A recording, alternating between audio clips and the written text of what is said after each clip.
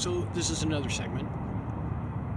In the last segment, I discussed my foam space station and centrifugal style of astroponics, and how you can live and work in an environment that has a mixture of different I didn't get into the different centrifugal rates, but there's more to that.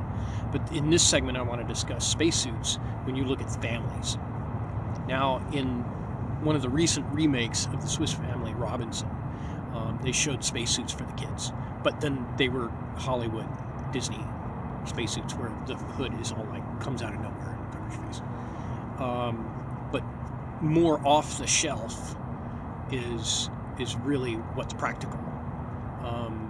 If you set the requirement that we have to have technology that we have no clear pathway to for extended periods of time, that's just procrastinating because you don't want it to happen.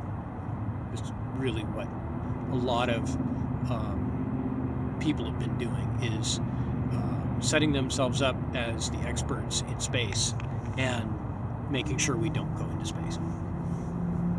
And I'm just not about that. Let's take a look at breeding in space. Natalism.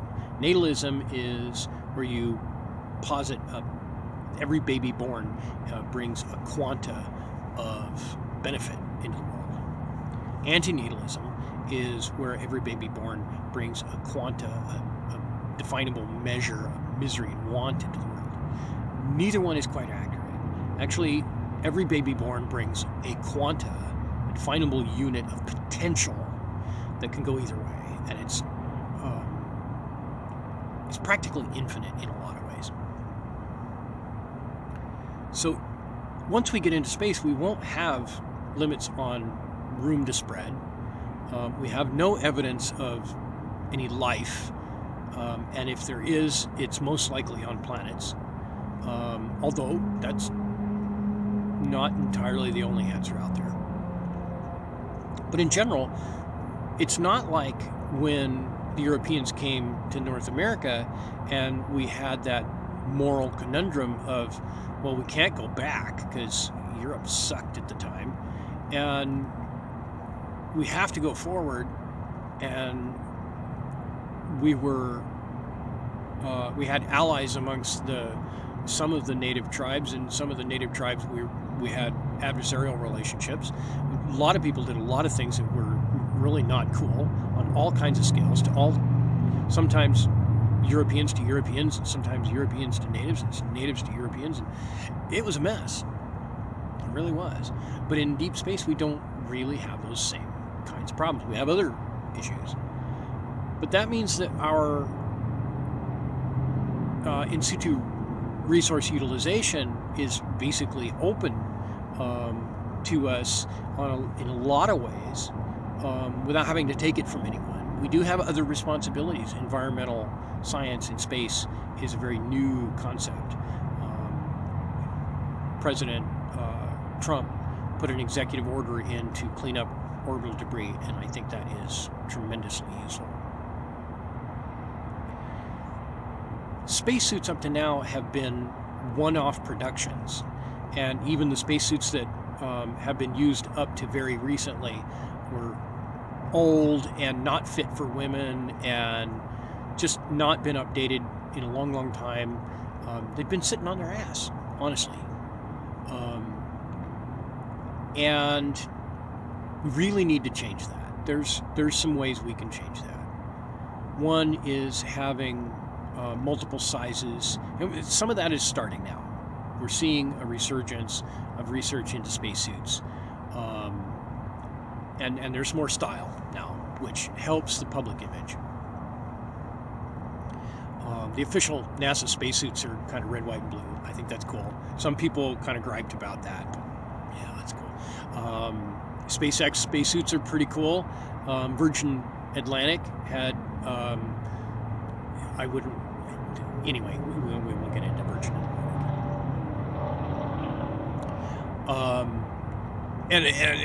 And Bronson's cool.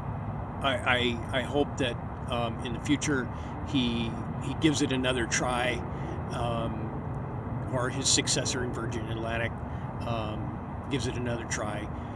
We could use every effort to get into space is good. Safety and professionalism is a real big deal. How do we deal with an infant? If we have someone born on a massive space station in microgravity, and that person needs to transfer to Mars. Let's say that you have an Aldrin cycler, and that's, I don't know, is it a 3-year trip or something like that for the whole space station itself? Well, something like a 2-year trip. Let's say a woman and man, a husband and wife, get on board the Aldrin cycler on orbit, and nobody knows she's already pregnant, or they get pregnant. She gets pregnant shortly after getting on the Aldrin cycler. I mean, she's going to give birth in deep space. And the shielding and all of that kind of stuff with the Aldrin cycler being having the engineering room to make it much bigger, and all kinds of things can be made so where that can safely be done. The interesting bit is, how do you make a pram, a container for an infant that the parents can, even if they're temporarily exposed to vacuum, and they're in a spacesuit and the baby's in the thing, and you want to change a diaper? How do you do that? Or feed the baby, or kind of entertain the baby? This person needs care, and we need to think of that in advance. It's kind of a crazy question. How do you make a spacesuit for an infant? We don't really do that. We put them in a container. We put them in jammies and stick them in a bed, a little tiny bed that we can carry with a handle. So how do we do that? What about people that are taller, or thinner, or fatter? We got genius engineers that we want to take to Mars, and the guy's, he's not the 1968 ideal candidate for the Apollo mission, but we could certainly lift him and carry him to Mars. How do we build a spacesuit that works for him? And what about a woman who's pregnant and her belly's getting bigger? One day she fits in the spacesuit, the next day she doesn't. How do we do that? This is Darren Marchant with American Nomad News. Please like, subscribe, share, and please comment. Thank you very much. Drive through.